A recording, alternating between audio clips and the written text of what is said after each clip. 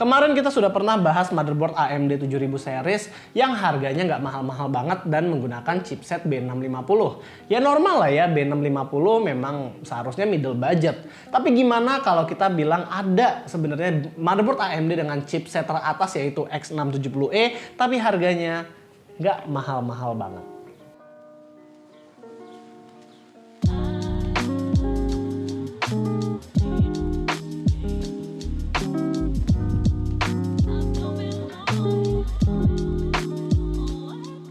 ASRock sebenarnya merilis 5 buah mobo untuk chipset X670E. 3 diantaranya itu hadir di harga yang menarik. Yang pertama ASRock X670E Steel Legend di 5,5 juta. Yang kedua ASRock X670E Pro RS di 4,9 juta. Dan yang ketiga itu ASRock X670E Phantom Gaming di harga 4,7 jutaan. Ketiganya ini hadir dengan harga yang kompetitif kalau dibanding sama merek lain. Sekarang kita unboxing dulu yang mau kita review hari ini yaitu ASRock X670E Pro RS. Saat unboxing kelengkapannya sih ya cukup standar. Selain dari motherboardnya itu sendiri, kita akan diberikan kartu garansi 3 tahun, antena wifi yang modelnya modern, beberapa skrup, buku petunjuk, dan VGA riser yang masangnya itu harus disangkutin ke motherboardnya sebelum dipakai ke casing. Oh iya, untuk antena wifi yang kita bilang modern tadi, sebenarnya ini modelnya nggak modern-modern banget. Kenapa? Yang pertama orientasinya itu hanya bisa ke atas, jadi model antena wifi-nya itu hanya bisa ditaruh di atas casing, dan dia juga tidak menempel secara magnetik alias tidak ada magnetnya, dan hanya bisa menempel dengan 3M yang ditempelkan ke bawah dari antenanya ini. Dan ini sebenarnya adalah model yang cukup outdated menurut gue, tapi ya oke lah, karena ini mobo budget, gue nggak terlalu yang komplain-komplain banget. Dari sisi desain, ASRock seri Pro RS ini masih mirip dengan pendahulunya yaitu ASRock Pro 4 series. Warnanya putih-putih kayak Steel Legend tapi kesan gaharnya itu masih kurang karena armornya masih kelihatan nanggung. Bagian belakang PCB juga polosan tanpa backplate dan kalau dijejerin ketiga mobo ini memang Steel Legend sih tetap yang paling sangar. Yang Pro RS ini masih setengah-setengah full armornya tapi kalau dibandingin sama PG Lightning, Pro RS ini masih lebih terlihat safety, terutama di heatsink VRM-nya yang masih tergolong besar.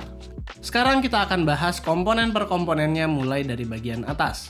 Motherboard ini menggunakan 8+4 pin IPS power connector, lalu mobo ini juga punya 2 konektor RGB 3 pin di bagian atas, masing-masing 1 buah RGB header 3 pin dan 4 pin di bagian bawah mobo. Untuk fan headernya total hanya terdapat 6 buah aja, di mana 2 di atas, 3 di bawah mobo, dan 1 konektor lagi di kiri bawah soket. Terdapat 4 buah slot DIMM yang tiap slotnya itu dikasih armor, dan ASRock mengklaim kalau mobo ini dapat menggunakan RAM sampai frekuensi DDR5 6600. Untuk list RAM mana aja yang cocok, kalian bisa cek daftarnya di website resmi mobo ini.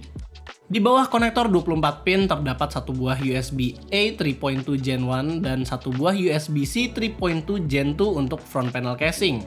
Dan untuk konektor USB tipe A lainnya itu ada di bagian bawah mobo.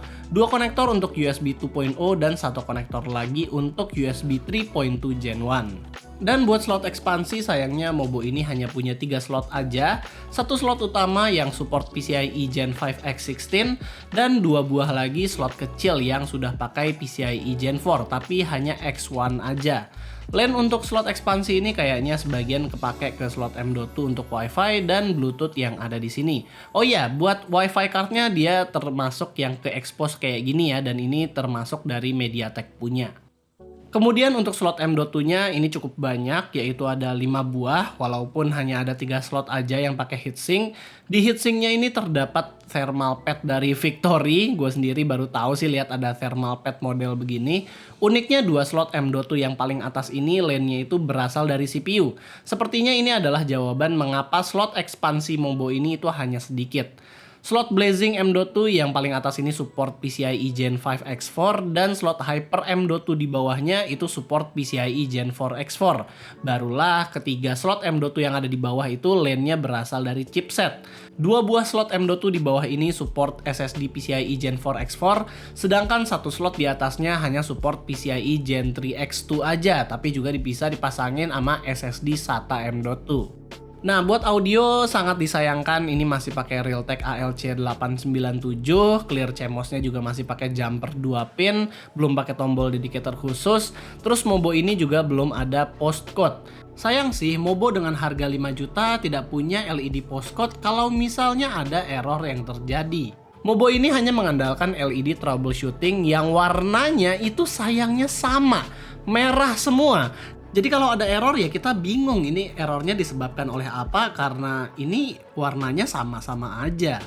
Buat port I/O belakang di sini nggak ada tombol BIOS flashback, jadi itu adalah salah satu fitur yang disunat juga di Mobo budget. Dan buat kelengkapannya di sini dipenuhi dengan USB 3.1 Gen 1. Jadi buat kalian yang butuh USB Type A yang banyak, ini adalah Mobo yang udah banyak banget. Namun buat USB 3.2 Gen 2 Type C, Mobo ini hanya punya satu buah aja. Budget Mobo X670i ini kayaknya habis untuk VRM. Bayangin aja Mobo sekelas Pro RS dikasih heatsink VRM yang cukup besar seperti ini. Oh iya, heatsink di bawah VRM ini adalah heatsink untuk chipset X670-nya. Mobo ini menggunakan 14 plus 2 plus 1 power stages atau sebenarnya menggunakan 7 plus 1 plus 1 power phase, 7 phase untuk V-Core, 1 phase untuk SoC, dan 1 phase lagi untuk VMISC yang letaknya itu ada di bagian bawah. ASRock menggunakan 2 power stages dalam satu phase dikarenakan PWM controllernya di sini Renesas RAA229620 yang hanya mampu mengakomodir 14 power phase aja.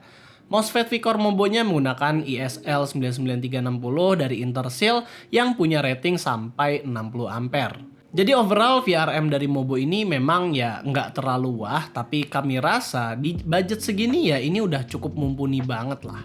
Di pengetesan ini kita akan memakai Ryzen 5 7600X dengan RAM Cleve 32GB DDR5 di 4800 dan VGA MSI RX 6600 XT di dalam Corsair iQ 4000X. Kita akan tes sedikit performa dari Mobo ini. Pertama kita tes di Cinebench R23 Multicore pada saat rendering seperti biasa suhu dari Ryzen 5 7600X ini langsung loncat ke 95 derajat Celcius. Semua Ryzen 7000 yang kita coba secara default memang selalu begini suhunya di Cinebench. Untuk clocknya sendiri mencapai rata-rata di 5 GHz sampai 5,1 GHz all core dan skor Cinebench R23-nya itu mencapai 14.190-an poin. Lalu di skenario kedua kita sedikit overclock prosesornya menggunakan software khusus dari ASRock yang namanya Blazing OC.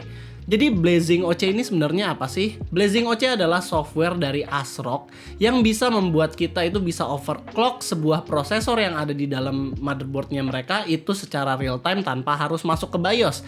Dan ini aplikasinya bener-bener intuitif banget, kita tinggal naruh clock speed yang kita mau untuk multicore dan kita juga bisa langsung aktifin tanpa harus masuk ke BIOS dulu. Kalau kalian pernah melihat ada orang overclock Ryzen 7000 series, kalian akan sadar kalau orang itu overclock bukan menjadi lebih panas, tapi malah menjadi lebih adem. Dan jadi kalau yang kalian tahu itu yang diatur adalah TJ max-nya alias temperatur maksimalnya. Dari yang dia maksimal ada di 95 derajat, di sini bisa diatur jadi mentok di 85 derajat Celcius aja. Dan uniknya, clock speed all core-nya si Ryzen 5 7600X ini saat kita set di mentok 85 derajat Celcius itu jadi lebih tinggi sekitar 150 MHz daripada kondisi defaultnya. Dan kerennya lagi, skor multicore di Cinebench R23 ini jadi naik 400 poin ke 14.500-an. Wow, ini sih gokil banget ya. Gue aslinya nggak tahu ini settingan Blazing OC itu ngapain sih prosesornya, entah apa yang diakalin, tapi intinya dengan Blazing OC ini kita bisa dapat suhu 10 derajat lebih adem dengan clock speed yang lebih kenceng dan performa all core yang lebih baik daripada kondisi default bawaan. Buat kalian yang ngerti sama filosofis dari Blazing OC semacam ini, coba deh kalian komentar aja di kolom di bawah, karena kita sendiri juga nggak tahu apa yang di-set sama mereka. Dan kalau misalnya menurut kalian mungkin agak ribet pakai software Blazing OC sendiri, sebenarnya di BIOS juga ada untuk ngeset TJ max-nya itu ada di 85 derajat Celcius dan ada di 75 derajat Celcius dan ada yang 20 Apa ini satuannya gue juga nggak tahu, ada 30 ada 40, dan itu sebenarnya sih dicobain aja satu-satu. Ya sejujurnya sih kita juga baru pertama kali ini melihat ada fitur yang seunik ini di dalam motherboard ASRock atau di dalam motherboard X670E pada umumnya ya, karena sampai sekarang kita belum pernah ngelihat ada fitur ini di dalam motherboard AMD. Dan sejujurnya kita juga kaget di dalam motherboard budget ternyata ada fitur seperti ini, dan ini adalah salah satu selling point yang bagus untuk motherboard ASRock, apalagi kalau kedepannya ini akan terus diimprove. Jadi kesimpulannya di harga yang mepet-mepet gini ya ASRock punya 3 SKU motherboard X670E yang memang solid parah. Kalau dari pendapat gue pribadi, gue nggak terlalu berani ambil yang versi Phantom Gaming Lightning karena gue ngelihat heatsinknya itu terlalu ngepas untuk sebuah X670E.